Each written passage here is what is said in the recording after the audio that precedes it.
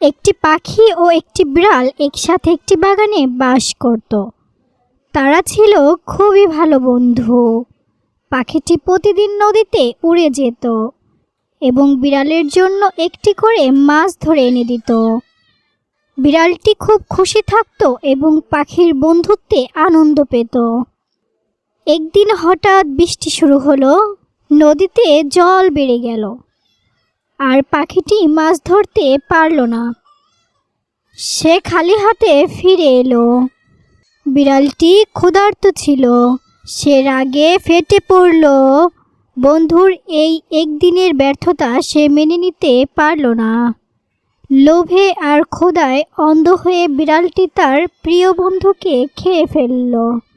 এরপর বিড়ালটি একা হয়ে গেল।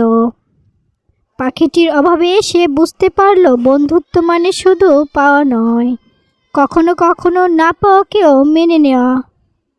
বন্ধুরা, তুমি যদি তোমার বন্ধুকে ভালোবাসো তাহলে চ্যানেলটি সাবস্ক্রাইব করো আর কমেন্টে তোমার বন্ধুর নাম লিখে দিয়ে যাও।